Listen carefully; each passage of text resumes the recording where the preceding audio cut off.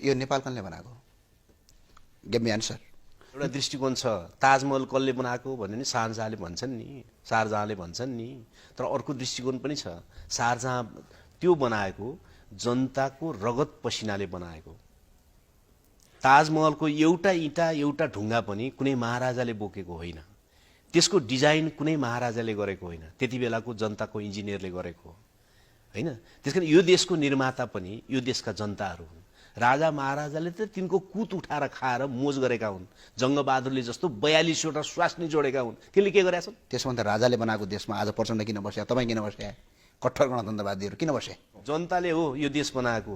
जसले खेतीमा उपार्जन गरेर बाँच्न सिकाउँछ नि, हाकिम भनिएका, सेना भनिएका, पुलिस भनिएका, मन्त्री भनिएकालाई भात खुवाउँछ नि, त्यो जनताले हो। यो दृष्टिकोणबाट हेर्न सक्नुपर्छ। अब कसले के गरेका छन् यिनले? यी राजा महाराजा भन्नेले के गरेर मलाई भन्नुहोस् त। 46 सालभन्दा अगाडि देशमा कल कारखाना उद्योग थिए। आज भारत र बङ्गलादेशबाट हामी मजदुर नेपालमा ल्याउँथ्यौँ, रबर हामीले भारतलाई बेच्थ्यौँ, गोर्खाली टायर त इन्डियासम्म सप्लाई गर्थ्यौँ, चिनी भारतलाई बेच्थ्यौँ, चामल भारतलाई बेच्थ्यौँ। नेपालले चिनी बन्द गर्यो भने भारत सर्टेजमा पर्थ्यो। यस्तो देश आज उच्छृङ्खल तत्त्वहरूको हाबी र विदेशी दलालको कारणले गर्दा हरेक वर्ष 6 देखि 7 लाख मान्छे विदेश जान बाध्य छ। अझ यही व्यवस्था ठिक भन्दै ताली पट्काउनु आफैले आफै मूर्खता गरे जस्तो लाग्दैन?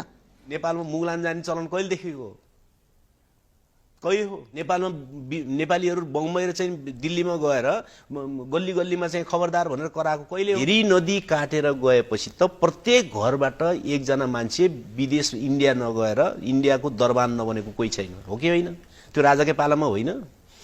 अनि नेपालमा चाहिँ अन्तर्राष्ट्रिय चाहिँ आइएमएफको सदस्य कहिले बनेको? राजाकै पालामा, पञ्चायत कालमा होइन?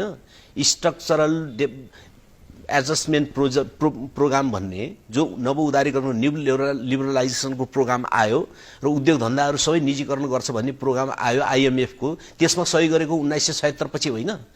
अनि नेपालको उद्योग धन्दा राजाकालमै खतम हुन थाल्यो, हो कि होइन? बुझ्नु केही छैन, कहाँबाट सुरु भयो भन्ने केही छैन, राजाले ल्याइदिया हुने आज। नेपालको राज संस्था यदि त्यस्तो चाहिँ देशभक्त हो भने, त्यस्तो प्रगतिशील हो भने त्यसको आम्दानीको बाटो के थियो त मलाई कसैले भनिदियो नि त। वीरेन्द्रको जग्गा खोज्दाखेरि 1000 रुपैयाँ जति रहेछ, त्यो पनि आवाद भएको होइन रहेछ, कहीँ अड्क्या कहीँ अड्क्या रहेछ। उनीहरू के खान्थे त? कहाँबाट कमाएको खान्थे ल मलाई भन्नुहोस् त। नेपालको राज संस्थासँग सम्बन्धित व्यक्तित्वहरू सबै दलाल पुँजीपति भइसकेका थिए। विदेशी कम्पनीहरूको एजेन्टका कम्पनीहरूमा उनीहरूको लगानी थियो, त्यहाँबाट बाँचिराखेका होइनन्। उनीहरू स्वयं दलाल पुँजीपति हुन् अनि कहाँबाट चाहिँ देशभक्त हुने बेकारका कुरा हुन् होइन। ठिक ढङ्गले अर्थशास्त्रीहरूले बुझाइदिएनन्। भएको के थियो त भने पञ्चायत कालमा पञ्च र राजतन्त्रले लुट्दा लुट्दा लुट्दा देश यस्तो कङ्गाल भएको थियो कि 1980 को आसपासमा पुग्दा बजेट बनाउने पैसा सिद्धिन लाग्थ्यो नेपालमा। त्यसपछि नेपालको त्यो राजतन्त्र सहितको पञ्चायती व्यवस्थाले आइएमएफसँग ऋण माग्यो। आइएमएफले दिन त दिने हो ऋण, तर चाहिँ हाम्रो स्ट्रक्चरल एडजस्टमेन्ट प्रोग्राम त्यो भने के त भने सम्पूर्ण राज्यका उद्योग धन्दा चाहिँ निजीकरण गर्नुपर्छ भन्ने प्रोग्राममा तिमीहरू सहमत हुन्छौ भने हामी दिन्छौँ, नत्र दिन्नौँ भनेपछि त्यसमा पञ्चायतले सही गरेपछि अनि विदेशी एड आएर बजेट बनाएको हो कि होइन? पञ्चायतले सम्पूर्ण ढुकुटी रित्ताइसकेका थियो र विदेशी पैसा लिनु पर्दाखेरि अनि यो देशलाई चाहिँ सम्पूर्ण उद्योग धन्दा नष्ट गर्ने देशतिर गएको हो नि त।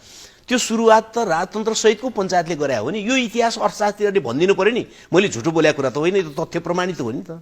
मिति तोकेर भनेको छु नि मैले त, होइन? त्यसकारणले यो कुरा बुझ्ने बित्तिकै मान्छेले के बुझ्छ त भने नेपालको राजतन्त्र भनेको चाहिँ खन्चुवा चिज रहेछ। यसले पञ्चायतभरिको सारा चिज खाएर देशलाई कङ्गाल बनाएपछि आइएमएफ इन्टरनेसनल मनी फन्डको चाहिँ एजेन्टको रूपमा देशलाई चाहिँ दलाल पुँजीवादमा विदेशीहरूको चङ्गुलमा फसाएको रहेछ। त्यसको परिणाम भएको रहेछ हाम्रो यो देशमा उद्योग धन्दा बन्द हुनुको कारण भन्ने कुरा बुझ्नेवाला छ। अनि त्यही लागू गर्न रामशरण महतहरू अमेरिका पढेर आए। उनीहरू अर्थमन्त्री भए 46 पछि। अनि उनीहरूले राजतन्त्रले सुरु गरेको उद्योग बेच्ने नीति उनीहरूले स्वाभाविक रूपमा बेच्न थाले।